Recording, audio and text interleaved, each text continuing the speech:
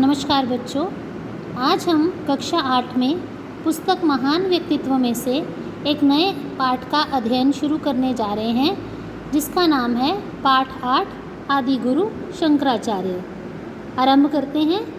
नदी की वेगवती धारा में माँ बेटे घिर गए थे। बेटे ने माँ से कहा, यदि आप मुझे संन्यास लेने की आज्ञा दें तो मैं बचने की चेष्टा करूं, अन्यथा यहीं डूब जाऊंगा। उसने अपने हाथ पैर ढीले छोड़ दिए। पुत्र को डूबता देखकर उसकी माँ ने स्वीकृति दे दी। पुत्र ने स्वयं तथा माँ दोनों को बचा लिया। ये बालक थे शंकराचार्य। शंकराचार्य के मन में बचपन से ही सन्यासी बनने की प्रबल इच्छा जाग उठी थी। माँ की अनुमति मिलने पर वे सन्यासी बन गए। ऊपर हमने एक शब्द पढ़ा है वेगवती। वेगवती का मतलब होता है प्रचंड धारा, बहुत अधिक जिसमें प्रवाह हो, जिसमें काफ़ी उफान हो नदी में, उस धारा में।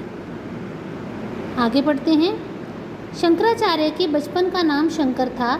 इनका जन्म दक्षिण भारत के केरल प्रदेश में पूर्णा नदी के तट पर स्थित कालड़ी ग्राम में हुआ। आज से लगभग 1200 वर्ष पहले हुआ था।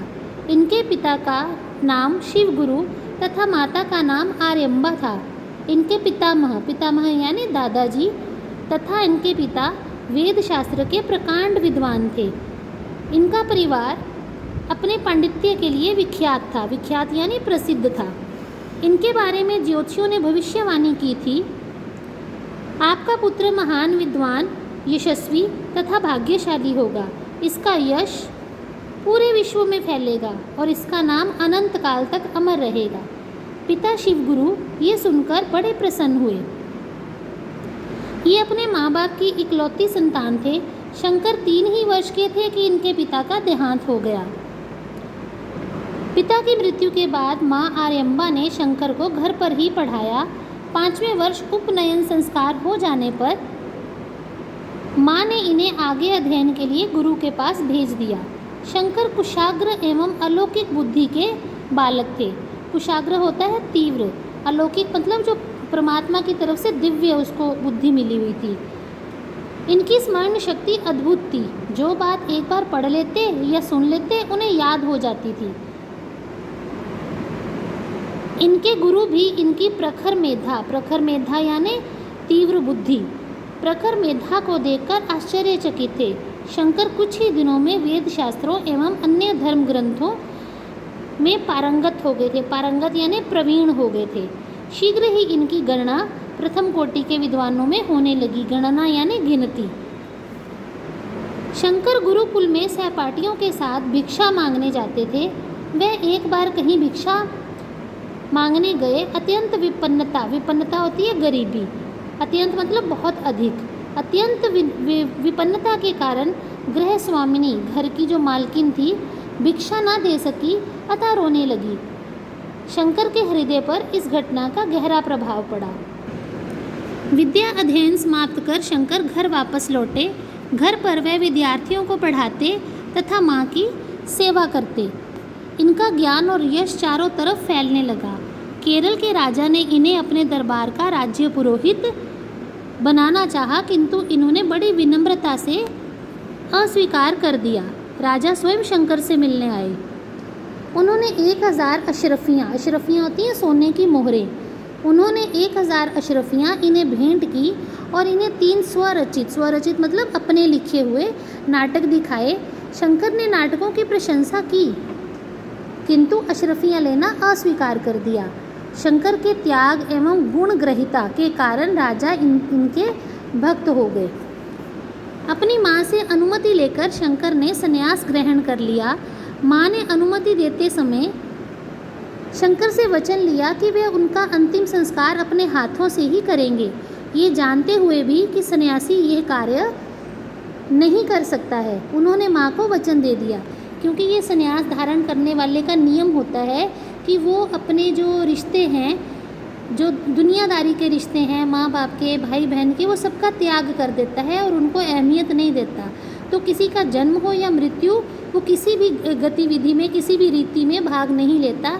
लेकिन माँ ने अपना अंतिम संस्कार अपने हाथों द्वारा करने के लिए उनसे वचन लिया और उन्होंने वचन दे भी दिया। माँ से आज्ञा लेकर शंकर नर्मदा के तट पर तप में लीन सन्यासी गोविंदनाथ के पास पहुँचे। शंकर जिस समय वहाँ पहुँचे, गोविंदनाथ एक गुफा में समाधि लगाए बैठे थे। समाधि टूटने पर शंकर ने उन्हें प्रणाम किया और बोले, मुझे संन्यास की दीक्षा तथा आत्मविद्या का उपदेश दीजिए। गोविंदनाथ ने इनका परिचय पूछा तथा इनकी बातचीत से बड़े प्रभावित हुए। उन्होंने संन्यास की दीक्षा दे दी और इनका नाम शंकराचार्य रखा। वहाँ कुछ दिन अध्ययन करने के बाद वे गुरु की अनुमति लेकर सत्य की खोज के लिए निकल पड़े। गुरु ने उन्हें पहले काशी जाने का सुझाव दिया।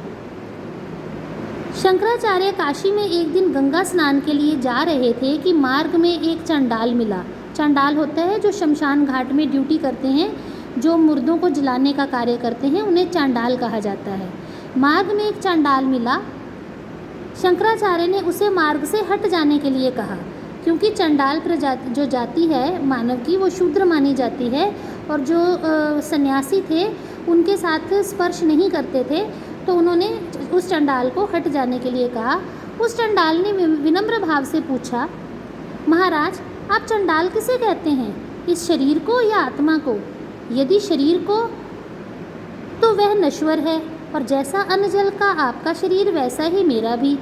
यदि शरीर के भीतर की आत्मा को, तो वह सबकी एक ही है, क्योंकि ब्रह्म एक है। शंकराचार्य को उसकी बातों से सत्य का ज्ञान हुआ और उन्होंने उसे धन्यवाद दिया। काशी में शंकराचार्य वहाँ के प्रकांड विद्वान मंडन मिश्र के काशी में शंकराचार्य का वहाँ के प्रकांड विद्वान मंडन मिश्र से शास्त्रार्थ हुआ। शास्त्रार्थ मतलब शास्त्रों में बहसबाजी हुई, वाद विवाद हुआ। ये शास्त्रार्थ कई दिन तक चला। मंडन मिश्र तथा उनकी पत्नी भारती का बारी बारी से इनके साथ शास्त्रार्थ हुआ। पहले शंकराचार्य भारती से हार गए, परंतु पुनः शास्त्रार्थ होने पर वे जीते। मंडन मिश्र तथा उनकी पत्नी शंकराचार्य के शिष्य बन गए। महान कर्मकांडी कुमारिल भट्ट ने शास्त्रार्थ करने के लिए वे प्रयाग धाम गए। भट्ट बड़े बड़े विद्वानों को परास्त करने वाले दिग्विजयी विद्वान थे। सन्यासी शंकराचार्य विभिन्न स्थानों पर भ्रमण करते रहे।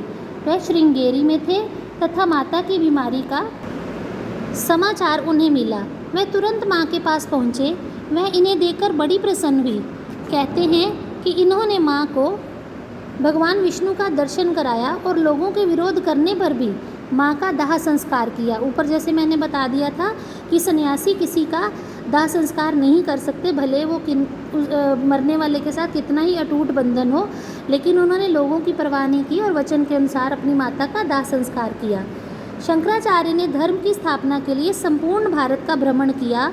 उन्होंने भग्न मंदिर होते हैं जो खंड हो चुके होते हैं, जो टूट फूट चुके होते हैं, उन्हें भग्न बोलते हैं। उन्होंने भग्न मंदिरों का जो पुराने हो जाते हैं जीर्णोद्धार किया। जीर्णोद्धार होता है फिर से उसे रिपेयर करवाना, फिर से पहली वाली अवस्था में लाना, उसकी रिकंस्ट्रक्शन करवाना, जीर्णोद्धार, दोबारा से नया बनाना। जीर्णोद्धार कराया तथा नए मंदिरों की स्थापना की। लोगों को राष्ट्रीयता के एक सूत्र में पिरोने के लिए उन्होंने भारत के चारों कोनों पर 4 धामों यानी मठों की स्थापना की।